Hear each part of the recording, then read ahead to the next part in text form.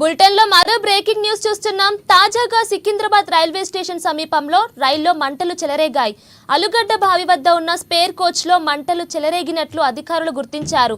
ఇక ఈ సమాచారం అందుకున్న వెంటనే అప్రమత్తమైన ఫైర్ రైల్వే అధికారులు ఘటనా స్థలానికి చేరుకొని మంటలను అదుపు చేశారు.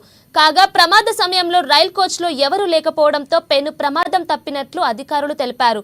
కాగా ఈ అగ్ని ప్రమాదానికి సంబంధించిన పూర్తి వివరాలు తెలియాల్సి ఉంది.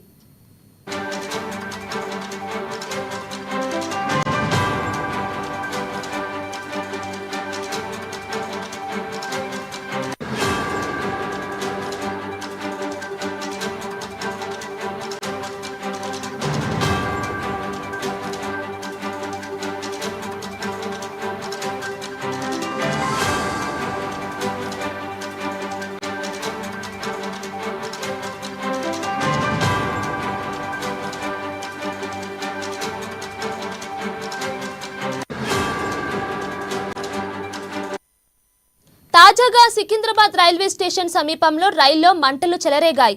అలుగడ్డ బావి వద్ద ఉన్న స్పేర్ కోచ్ లో మంటలు చెలరేగినట్లు అధికారులు గుర్తించారు. ఇక ఈ సమాచారం అందుకున్న వెంటనే అప్రమత్తమైన ఫైర్ రైల్వే అధికారులు ఘటనా స్థలానికి చేరుకొని మంటలను అదుపు చేశారు. కాగా ప్రమాద సమయంలో రైల్ కోచ్ లో ఎవరూ లేకపోవడంతో పెను ప్రమాదం తప్పినట్లు అధికారులు తెలిపారు. కాగా ఈ అగ్ని ప్రమాదానికి సంబంధించిన పూర్తి వివరాలు తెలియాల్సి ఉంది. ఇక దీనిపై పూర్తి డీటెయిల్స్ మా Hyderabad bureau Pranay Varma phone in ద్వారా అందిస్తారు. ప్రణయ్, చెప్పండి.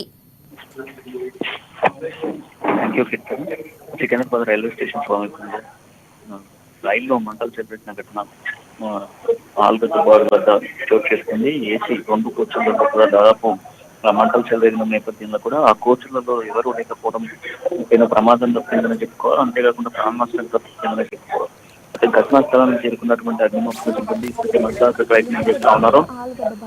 సంఘటన స్థలానికి చేరుకున్నటువంటి క్లోజ్ టీమ్ కూడా ఇప్పటికే మంటలకు సంబంధించి అంటే ఏ విధంగా చెలరేగాయి, ఏసీలో ఏదైనా షార్ట్ సర్క్యూట్ అయిందా, లేకుంటే ఈ 2 కోచ్లలో ఏ విధంగా మంటలు చెలరేగాయన్న దానిపైన క్లోజ్ టీమ్ ఇప్పటికే వెతుకులాట మొదలుపెట్టింది. మరోవైపు మనం తీసుకుంటే ఇప్పటికే సెంట్రల్ కి సంబంధించినటువంటి సిఆర్పికి సంబంధించిన పోలీసులు కూడా సంఘటన స్థలానికి చేరుకున్నారు. ప్రయత్నం చేస్తూ ఉన్నారు. అక్కడ మంటలు చెలరేగినటువంటి ఘటనకు సంబంధించిన వివరాలను కూడా ప్రయత్నం చేస్తూ ఉన్నారు. 2 కోచ్లలో దాదాపుగా కూడా ఎవరో ప్యాసింజర్ లేకపోవడం పట్ల పూర్తిగా ప్రాణ నష్టం అయితే తప్పేదని చెప్పుకోవాలి. ఈ నేపథ్యంలోనే ఈ ప్రమాదానికి గల వివరాలను కూడా మరి కాసేపు రైల్వే అధికారులు వెల్లడిస్తా ఉంటూ కూడా చెప్తున్న సిచ్యువేషన్స్ కనబడుతున్నాయి. చెప్తాను. Right Pranay, thank you.